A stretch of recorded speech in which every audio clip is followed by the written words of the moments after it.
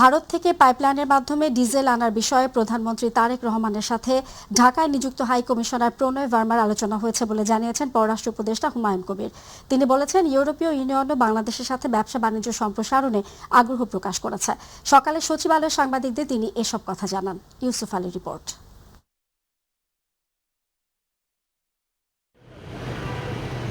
প্রতিদিনের মতো সকাল 9টা 30 মিনিটে সচিবালয়ে যান প্রধানমন্ত্রী তারেক রহমান। এরপর প্রধানমন্ত্রীর সাথে সাক্ষাৎ করেন বাংলাদেশে নিযুক্ত ভারতের হাই কমিশনার প্রণয় ভার্মা।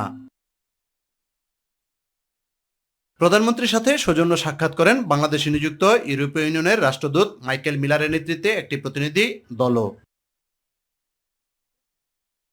সাক্ষাৎ শেষে পররাষ্ট্র উপদেষ্টা হুমায়ুন কবির বলেন, পারস্পরিক স্বার্থ সংশ্লিষ্ট বিষয়ে আলোচনার পাশাপাশি দুদেশের সম্পর্ক জোরদার করতে একমত হয়েছে বাংলাদেশ ও ইইউ। বাংলাদেশ ইইউ বিজনেস ফোরামটা কিভাবে আবার এটা রিইনিশিয়েট করা যায়, এটার একটা জোরদার জায়গায় নিয়ে যাওয়া যায়। এবং ওনারা মনে করেন honourable prime minister Tarique Rahman সাহেব ইজ এ স্ট্রং লিডার, একটা বড় ডেমোক্রেটিক ম্যান্ডেট নিয়ে আসছেন। So he is in a good position to lead and restart this initiative. So primarily এইসব বিষয়ে নিয়েই তো আলোচনা হয়েছে। তিনি বলেন, নিজ নিজ স্বার্থ বজায় রেখে প্রতিবেশী দেশ হিসেবে ভারতের সাথে বাংলাদেশের কোনো ব্যক্তি নয়, জনগণের সাথে সম্পর্ক জোরদার করতে একমত হয়েছে দুদেশ। কিভাবে আগামীতে ধরেন কিছু কিক স্টার্ট করা যায় সম্পর্ক, চ্যালেঞ্জেস তো আছে অবশ্যই, and we are very clear of the challenges. We've specified that. এবং ফিউচারে আমরা কিভাবে কোলাবোরেট করতে পারি, বিভিন্ন যাতায়াত পিপল টু পিপল সম্পর্ক করতে পারি, যাতে we don't commit the mistake of the past. এছাড়া দিল্লি সফরে বাংলাদেশ ও ভারতের মধ্যে বিরাজমান যেসব সমস্যা রয়েছে সেগুলো নিয়েও আলোচনা হতে পারে বলে জানান পররাষ্ট্র উপদেষ্টা হুমায়ুন কবির। ফরেন মিনিস্টার সাহেবের সাথে কনফার্ম এক্সটার্নাল অ্যাফেয়ার্স মিনিস্টারের সাথে একটা বৈঠক হবে। তো it's a very brief visit, it's a goodwill visit. এখানে কোনো হার্ড ডিটেইল ডিসকাশন আগামীতে ধরেন আরো হবে। সীমান্তে যে হত্যাকাণ্ড ঘটে এবং সীমান্ত সমস্যাটা বেশ কিছু সমস্যা রয়েছে, এছাড়া ভারতে ভিসার প্রক্রিয়া, এই সমস্ত এগুলা নিয়ে আলাপ আলোচনার মাধ্যমে অবশ্যই দেশের স্বার্থে যত জিনিস আছে, যত ইন্টারেস্ট এরিয়াজ আছে, we will discuss. Yusuf Ali, my TV, Dhaka. অর্থ পরিকল্পনা মন্ত্রী আমির খসরু মাহমুদ চৌধুরী বলেছেন, বিগত সরকারের আমলে দলীয় বিবেচনায় অতিরিক্ত ব্যয় ধরে উন্নয়ন প্রকল্প গ্রহণ করার সেগুলো একনেক বৈঠকে বাদ দেওয়ার সিদ্ধান্ত হয়েছে। তিনি বলেছেন, 19টি প্রকল্পের মধ্যে 7টি যাচাই বাছাইয়ের জন্য রাখা হয়েছে। জাতীয় অর্থনৈতিক পরিষদের নির্বাহী কমিটির সভা শেষে সাংবাদিকদের তিনি এসব কথা বলেন। বৈঠকে 483 কোটি 43 লাখ টাকা ব্যয় সংবলিত 5টি প্রকল্প অনুমোদন করা হয়েছে। ইউসুফ আলী রয়েছেন আরেকটি রিপোর্ট নিয়ে। গণতান্ত্রিক প্রক্রিয়ায় দেশের জনগণের 2/3 ভোট পেয়ে বিএনপি ক্ষমতায় অধিষ্ঠিত হওয়ার পর সচিবালয়ে জাতীয় অর্থনৈতিক পরিষদের নির্বাহী কমিটির প্রথম সভা অনুষ্ঠিত হয়। সভায় আওয়ামী লীগ সরকারের আমলে গৃহীত 19টি উন্নয়ন প্রকল্পের মধ্যে যেগুলো জনগণ ও দেশের জন্য অধিকতর কল্যাণকর নয় সেগুলো বাতিলের বিষয়ে আলোচনা হয়েছে বলে জানান অর্থ ও পরিকল্পনা মন্ত্রী আমির খসরু মাহমুদ চৌধুরী। এটা নতুন একটা অভিজ্ঞতা এবং প্রকল্পগুলো আমরা পর্যালোচনা করতে গিয়ে যা দেখলাম, অনেকগুলো প্রকল্প এত বেশি বিশ্লেষণ করতে হচ্ছে যে প্রকল্পগুলো বিভিন্ন কারণে বিভিন্ন উদ্দেশ্যে করা হয়েছে, এই জন্য সময় অনেক নিয়েছে। 19টার মধ্যে মাত্র 7টা করতে পেরেছি। এবার বুঝতেই পারেন যে কত বিশ্লেষণে যেতে হচ্ছে। অনেকগুলো প্রকল্প প্রশ্নবিদ্ধ হচ্ছে বিভিন্ন কারণে, মূল্যায়নের কারণে। তিনি বলেন, অনেক প্রকল্প ব্যক্তিবিশেষের উদ্দেশ্য হাসিল করার জন্য গৃহীত হয়েছিল। আমরা বলেছি এটা উপরে একটা তদন্ত করে একটা রিপোর্ট দিতে, যাতে আগামীর প্রকল্পগুলোতে আমাদেরকে এইভাবে অতিরিক্ত ব্যয় করতে না হয় এবং মূল্য প্রকল্প যে কোয়ালিটি এগুলো নিয়ে যাতে প্রশ্নবিদ্ধ না হয়। যেসব উন্নয়ন প্রকল্পের কাজ শেষ পর্যায়ে সেগুলো গৃহীত হয়েছে বলে জানান আমির খসরু। অসঙ্গতি মানে এখানে এগুলো বারবার এগুলো ডেফার করা হয়েছে, মূল্য বৃদ্ধি করা হয়েছে, যেগুলোর যৌক্তিকতা প্রশ্নবিদ্ধ হতে পারে, এই বিবেচনায় কিছু কিছু ডেফার করা হয়েছে, কিছু পাস হয়েছে। আর যেগুলো প্রকল্প শেষ হয়ে গেছে এগুলো তো আমাদের আর কিছু করার নেই পাস করা ছাড়া। তবে এগুলোকে আমরা ইনভেস্টিগেট করতে বলেছি। এছাড়া উন্নয়ন প্রকল্পগুলো যাচাই বাছাই করতে তদন্ত কমিটি গঠন করা হয়েছে বলেও জানান অর্থ ও পরিকল্পনা মন্ত্রী আমির খসরু মাহমুদ চৌধুরী। অ্যাডভাইজার অর্থ মন্ত্রণালয়, ওনাকে দিয়ে একটা কমিটি করা হয়েছে। আমরা সব প্রকল্প আমরা ইভ্যালুয়েশন করছি, এর মধ্যে কতগুলো বাদ যাবে, কতগুলো এক্সটেনশন করা যাবে, কতগুলো আগামী দিনে আমরা নতুনভাবে গ্রহণ করব। এগুলো শেষ হওয়ার পরে ক্রমান্বয়ে আমরা ওই ব্যালেন্স শিট যেভাবে ক্লিয়ার করতে হয় না, এতে আমাদের অনেকটা ব্যালেন্স শিট ক্লিয়ারের মতো অবস্থা হয়েছে। ইউসুফ আলী, মাই টিভি, ঢাকা। বিরোধী দলীয় নেতা ও জামায়াত আমির ডক্টর শফিকুর রহমান বলেছেন, গণভোটের রায় অস্বীকারের মধ্য দিয়ে জাতিকে ফ্যাসিবাদের পথে ধাবিত করা হচ্ছে। তিনি বলেন, জনগণের রায় বাস্তবায়নের জন্য সংসদ থেকে জনগণের কাছে ফিরে যাবে 11 দল। দুপুরে জাতীয় প্রেস ক্লাবে জাতীয় গণতান্ত্রিক পার্টি জাগপার 46তম প্রতিষ্ঠা বার্ষিকী উপলক্ষে আয়োজিত অনুষ্ঠানে তিনি একথা বলেন। জ্বালানি সংকট ও মানুষের ভোগান্তি নিয়ে সংসদে কথা বলতে গেলে সুযোগ দেওয়া হয় না অভিযোগ করে তিনি বলেন, ব্যবস্থাপনার দুর্বলতার কারণে জ্বালানি নিয়ে মানুষ ভোগান্তি পোহাচ্ছে। জাতিকে আবার ফেসিবাদের দিকে নিয়ে যাওয়ার চেষ্টা করা হচ্ছে। আমি সেই শফিউল আলম প্রধান, ফেসিবাদকে জনগণের দিকে এগিয়ে যেতে দেব না, এখানেই থামায় দেব। মদ জায়গায় থাকবে আর শুধু বোতল পরিবর্তন করা হবে, এটা আমরা চাই। একজনকে সরাইয়া আরেকজনকে বসানোর জন্য এখানে আন্দোলন করে না। যে বন্দোবস্ত এই জাতিকে ফেসিবাদের জাতাকলে পিষ্ট করেছিল, সেই বন্দোবস্ত পরিবর্তনের জন্য। আমরা যখন জ্বালানি সংকট আর জনগণের ভোগান্তি নিয়ে কথা তুলি, আমাদের নোটিশটা আলোচনায় আসতেই দেওয়া হয় না। আমাদের মন্ত্রীরা বলে, আগের চাইতে আমাদের তেলের রিজার্ভ এখন অনেক বেশি, চাহিদা বেড়ে গেছে। তো তোমাদের তাইলে ব্যবস্থাপনার দুর্বলতা, এটা তোমরা শুধরে উঠো না কেন? দেশজুড়ে জ্বালানি তেলের সংকটের প্রভাব পড়েছে নিত্যদিনের পরিবহন ব্যবস্থাতেও। তবে রাজধানীতে সবচেয়ে বেশি ক্ষতিগ্রস্ত হয়েছেন রাইড শেয়ারিং ও মোটরসাইকেল চালকরা। ঘন্টার পর ঘন্টা লাইনে দাঁড়িয়ে থেকেও মিলছে না পর্যাপ্ত তেল, ফলে কমে যাচ্ছে কর্মঘণ্টা। সাথে আশঙ্কাজনক হারে আয় কমতে থাকায় বাড়ছে জীবিকার অনিশ্চয়তা। শবনম আপনের রিপোর্ট। রাজধানী ঢাকায় দ্রুত নির্বিঘ্নে নগরবাসী যাতায়াতের সহযোগিতা করতে দিনরাত পরিশ্রম করছেন অ্যাপভিত্তিক রাইড শেয়ারিং বাইকাররা।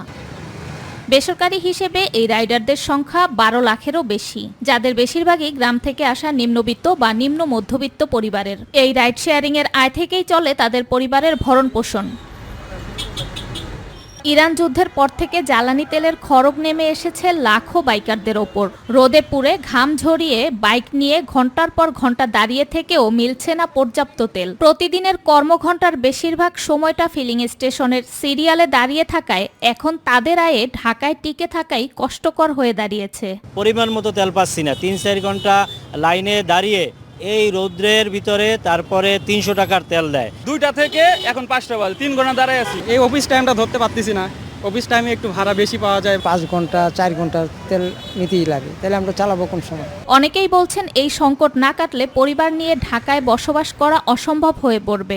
ঢাকা শহরের যেই আপনার বাসা ভাড়া, আদার যে ব্যয়, এগুলো মেটানো অনেক কষ্টকর।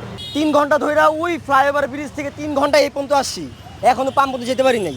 হয়তো বা হুন্ডা চালান বাদ দিয়ে আমাদের রাস্তায় অন্য কিছু করতে হবে। তেল যেমন শেষ, আমাদের জীবনটাও এরকম শেষের দিকেই চলতেছে। এইভাবে যদি চলে তা মনে হয় না যে আর কতদিন ঢাকা শহরে থাকতে পারবো। এরকম অবস্থা যদি আপনার কুরবানি পর্যন্ত চলে, দেখবেন যে ঢাকার টাউনে নিম্নপক্ষে 40% লোক থাকবে না।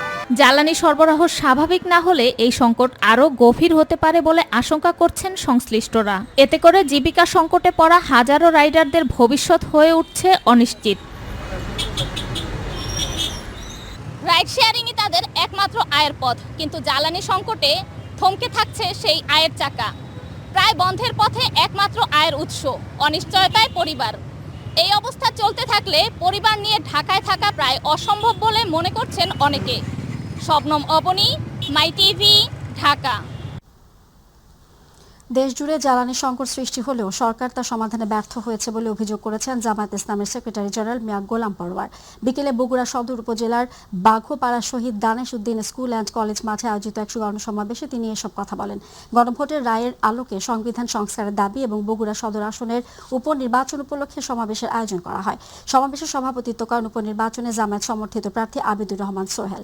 এ সময় মিয়া গোলাম পরোয়ার বলেন, সরকার বিভিন্ন সময় ফ্যামিলি কার্ড, কৃষক কার্ড, খাল খনন, ইমাম ভাতা সহ নানা আশ্বাস দিলেও বাস্তবে মানুষের মধ্যে অসন্তোষ বাড়ছে।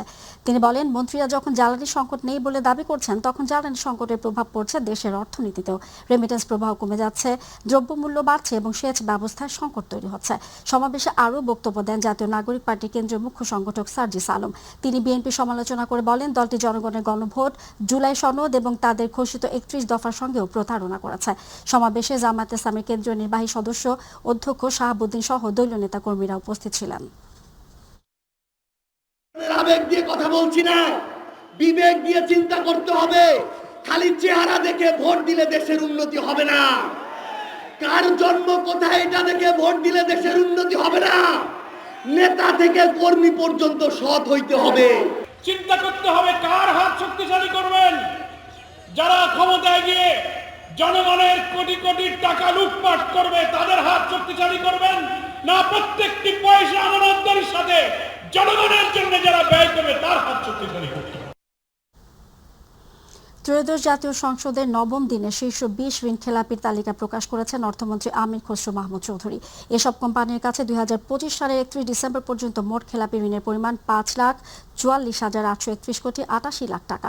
সোমবার কুষ্টিয়া 4 আসন থেকে নির্বাচিত এনসিপি সংসদ সদস্য আবুল হাসনাতের এক লিখিত প্রশ্নের জবাবে অর্থমন্ত্রী তথ্য জানান। অর্থমন্ত্রী প্রকাশিত শীর্ষ 20 ঋণ খেলাপি প্রতিষ্ঠানের শীর্ষে রয়েছে এস আলম গ্রুপের S Alam super edible oil limited, দ্বিতীয় স্থানে রয়েছে S Alam vegetable oil limited. এছাড়া তালিকায় থাকা উল্লেখযোগ্য প্রতিষ্ঠানগুলো হলো Salam refined sugar industries limited, S Alam cold rolled steels limited, Sonali traders, Bangladesh export import company limited, global trading corporation limited, Chemon Ispat limited, S Alam trading company private limited, Beximco communications limited ও রংধনু বিল্ডার্স লিমিটেড। খেলাপি ঋণ আদায়ে সরকার নানাবিধ পদক্ষেপ নিয়েছে বলে জানান অর্থমন্ত্রী। সাংস্কৃতিক দিক দিয়ে কুমিল্লা অত্যন্ত গণপ্রতিনিধিত্ব অধ্যাদেশ সহ জাতীয় সংসদে সোমবার 7টি বিল সর্বসম্মতিক্রমে কণ্ঠভোটে পাশ হয়েছে। পাশ হওয়া বিলের মধ্যে বাকি 6টি হল নির্বাচন কমিশন সচিবালয় সংশোধন বিল, ভোটার তালিকা সংশোধন বিল, নির্বাচন কর্মকর্তা বিশেষ বিধান সংশোধন বিল, নির্বাচনী এলাকার সীমানা নির্ধারণ সংশোধন বিল, জাতীয় সংসদ সচিবালয় অন্তর্বর্তী বিশেষ বিধান রহিতকরণ বিল, বাংলাদেশ ল অফিসার্স অ্যামেন্ডমেন্ট বিল। এছাড়া শুধুমাত্র উত্থাপন হয়েছে 3টি বিল। এগুলো হলো জাতীয় মানবাধিকার কমিশন রহিতকরণ বিল, সুপ্রিম কোর্ট বিচারক নিয়োগ রহিতকরণ বিল এবং ভূমি ব্যবহার নিয়ন্ত্রণ ও কৃষি ভূমি সুরক্ষার উদ্দেশ্যে অনুমোদিত বিল। এর মধ্যে নোট অফ ডিসেন্ট থাকায় পরে এসব বিলের উপর আলোচনা হবে। এছাড়া ভূমি ব্যবহার নিয়ন্ত্রণ ও কৃষি ভূমি সংরক্ষণ বিল 2026 অধিক যাচাইয়ের জন্য বিশেষ কমিটিতে পাঠানো হয়েছে। সরকার দলীয় চিফ হুইপ নুরুল ইসলাম মনি বলেন, 3টি বিলে বিরোধী দল নোট অফ ডিসেন্ট দিয়েছে। এতগুলো উত্থাপন করা হয়েছে যেন বিরোধী দলের সদস্যরা অধিকতর বিশ্লেষণ করতে পারেন। স্পিকার, নির্বাচন কমিশনের প্রশাসনিক কাঠামোর স্বাধীনতা ও স্বচ্ছতা নিশ্চিত করার লক্ষ্যে নির্বাচন ব্যবস্থা সংস্কার কমিশনের সুপারিশের আলোকে নির্বাচন কমিশন সার্ভিস প্রতিষ্ঠা এবং নির্বাচন কমিশন সচিবালয়ের কার্যাবলী অধিকতর সুনির্দিষ্ট করে জবাবদিহিতা ও কার্যকারিতা নিশ্চিত করার লক্ষ্যে নির্বাচন কমিশন সচিবালয় আইন 2009 সংশোধন করার নিমিত্তে নির্বাচন কমিশন সচিবালয় সংশোধন অধ্যাদেশ 2025 প্রণয়ন ও জারি করা হয়।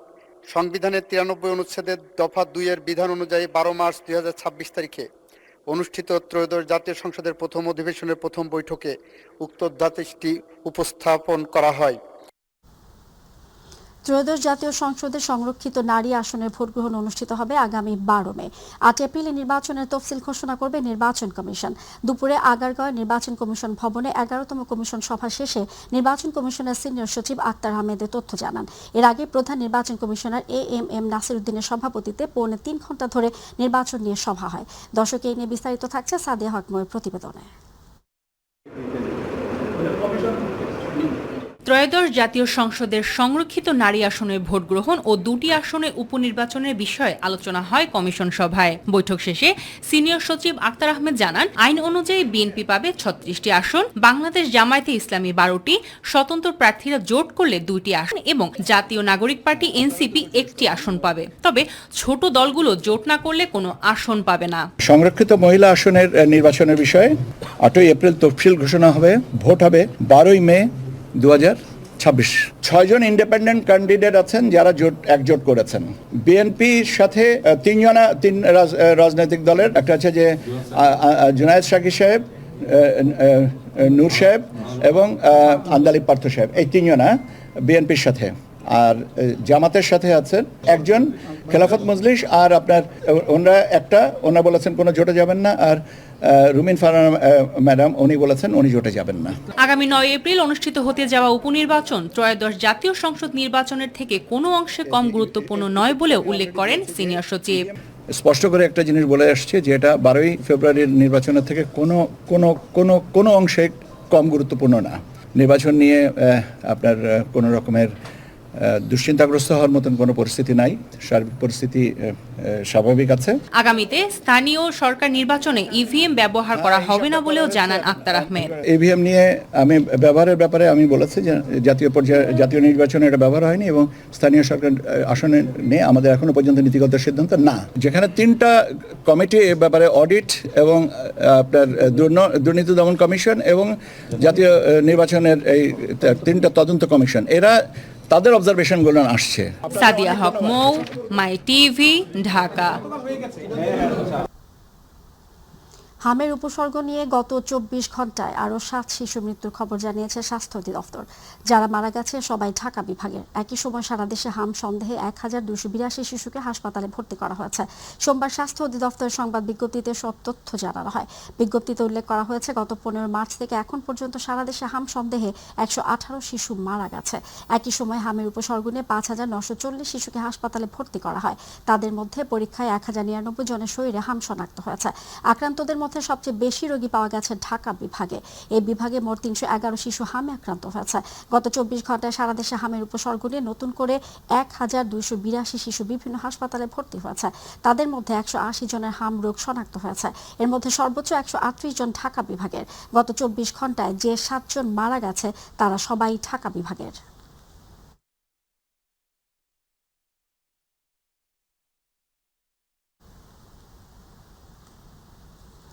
দেশে বর্তমানে হামের প্রাদুর্ভাব বৃদ্ধি ও টিকার সংকট নিয়ে জাতীয় সংসদে আগের সরকারগুলোর কড়া সমালোচনা করেছেন স্বাস্থ্য ও পরিবার কল্যাণ মন্ত্রী সরদার মোহাম্মদ সাখাওয়াত হোসেন।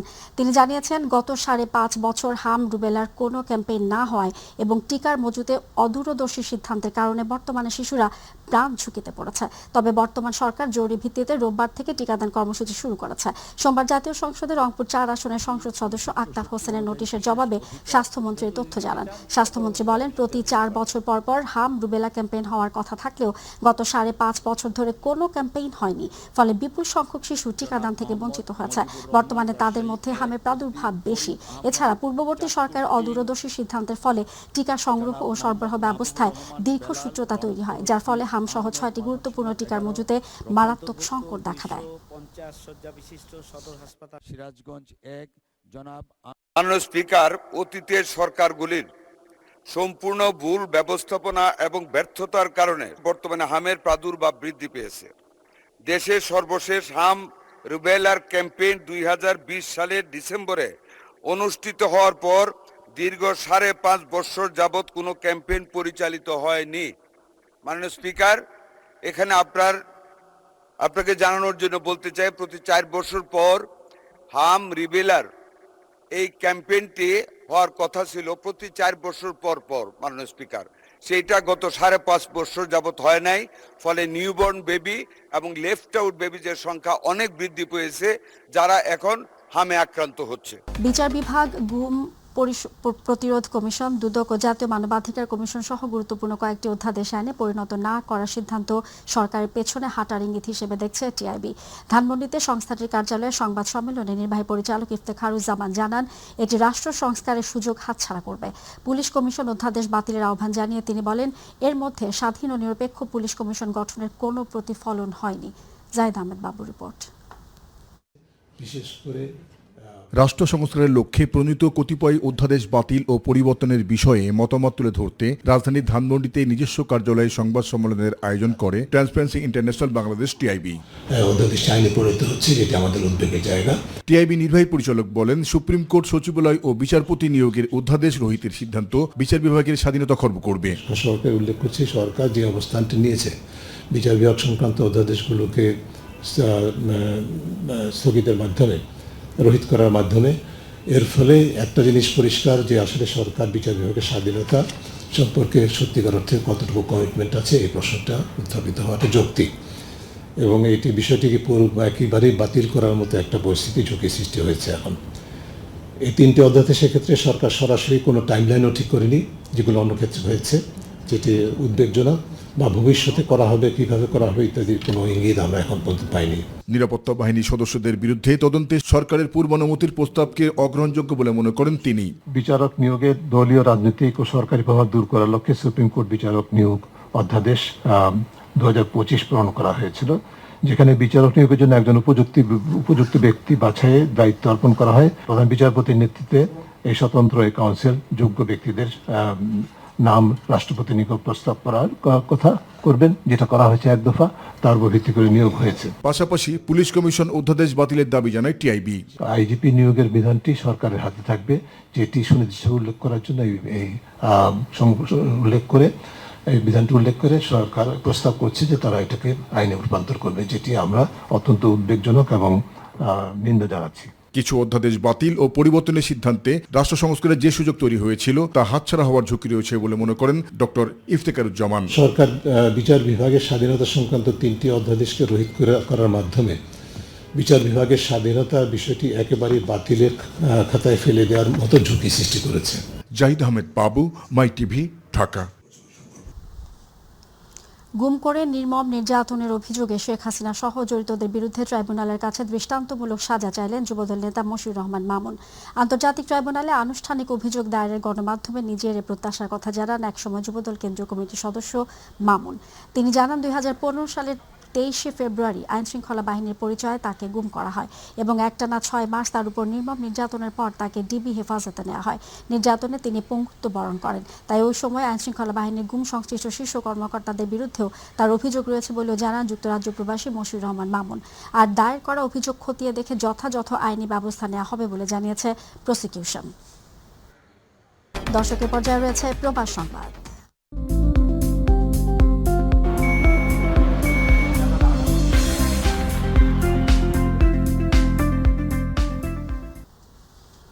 ব্যাপক উৎসাহ উদ্দীপনার মধ্য দিয়ে মালয়েশিয়ার কুয়ালালামপুরে যুবদলের কর্মী সভা অনুষ্ঠিত হয়েছে। এতে প্রধান অতিথির বক্তব্য রাখেন কেন্দ্রীয় যুবদলের সাধারণ সম্পাদক ও সংসদ সদস্য নুরুল ইসলাম নয়ন। সভায় সভাপতিত্ব করেন মালয়েশিয়া যুবদলের সভাপতি মোহাম্মদ জসিম উদ্দিন ও সঞ্চালনা করেন মোহাম্মদ রমজান আলী। শুভেচ্ছা বক্তব্য দেন বিএম রাসেল রানা। বিশেষ অতিথি ছিলেন মাহবুব আলম শাহ। বক্তব্য রাখেন নূরে সিদ্দিকী সুমন, শেখ মোহাম্মদ সেলিম, নাজমুল হোসেন, খালিদ হাসান রিপন, সুলতান বিন সিরাজ, বাদল কারার, বাবু সরকার, ইসমাইল আকন্দ, মোহাম্মদ কাজল, শাহাদাত হোসেন সাগর, ডক্টর এস এম রহমান তনু, ওয়ালিউল্লাহ জাহিদ, ইঞ্জিনিয়ার শাহজালাল, হেলাল শিকদার সহ আরও অনেকে উপস্থিত ছিলেন। এ সময় উপস্থিত ছিলেন যুবদল জোহর প্রদেশ, পেনাং প্রদেশ, কেলাং শাখা, KL সেন্ট্রাল চৌকিট শাখা, হেল্প সেল সহ বিভিন্ন শাখা কমিটির নেতৃবৃন্দ সহ অন্যান্য প্রবাসীরা। চেয়ারম্যান আজকে প্রধানমন্ত্রী জনাব তারেক রহমান যদি মনে করতেন যে আমি রাজনীতি করব না, ব্যক্তিগত জীবনে ফিরে যাব, পারিবারিক জীবন উপভোগ করব, কি হতে পারত? বাংলাদেশের যে ফেসিবাদ ছিল 16 বছরে, এই ফেসিবাদ আরো দীর্ঘায়িত হওয়ার সম্ভাবনা কি ছিল না? অবশ্যই ছিল। ফেসিবাদের সামনে বাধা হয়ে দাঁড়িয়েছিল শুধু বিএনপি এবং আমাদের নেত্রী বেগম খালেদা জিয়া এবং আমাদের নেতা জনাব তারেক রহমান।